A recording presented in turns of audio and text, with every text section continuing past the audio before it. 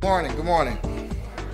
And it is a good morning, and welcome to lovely Ward 5. We have some Ward 5 residents here who are tenant advocates and who I work hard for every day, and so I want to thank them for being here. And I would tell someone this is probably the most important place I could be this morning. And I know a lot of you say, well, the elections are over and people figure they've earned. The elections have just started. You know, we have to start every day trying to earn and continue to earn the support that you've given us.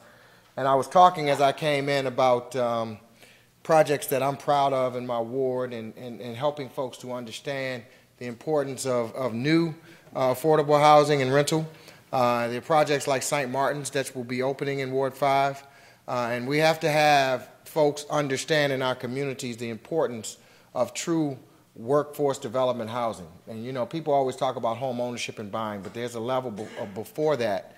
I remember when I lived by Turkey Thicket, if I did not and was not able to live in those apartments in an affordable way, I would not have had the opportunity to one day become a homeowner. But more importantly, as we look around and we start talking about the number one thing is you relate things to things in this city, you start talking about jobs and people wanting to work, we have to have affordable opportunities for people to live. And so I want to thank TNAC and other groups who have supported me. I kind of got this honest. You know, my father was a tenant advocate, and he believed in the rights of tenants and working very hard. You're in a neighborhood, quite frankly, where, you know, this is probably one of the communities in Ward 5 where affordable rental units is an option that you don't have in many places. And so we must not only preserve, we must increase.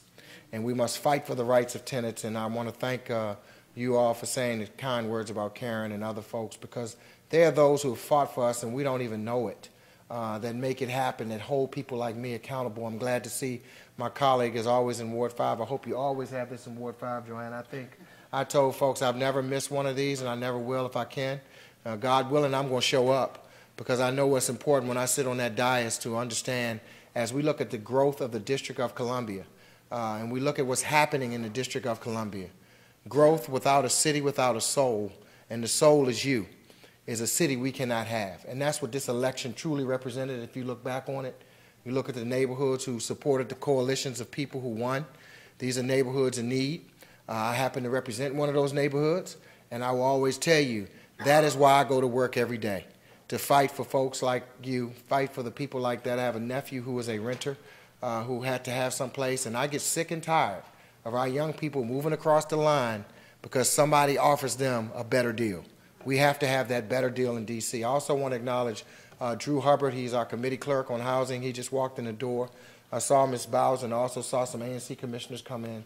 But let me just say, we have to fight. You know, at the end of October, we will be doing some affordable housing in Ivy City, where actually President Carter will be coming to do some homes that he has done. And this has been one of the mantras of what I'm trying to do. If you look at projects like Rhode Island Avenue, affordable housing and rental is a component that we have put into those things. We must protect those things and continue to fight for them. And the Office of the Tenant Advocates is an office that we must make sure is funded and gets the job done for our residents. So God bless you all, and thank you very much.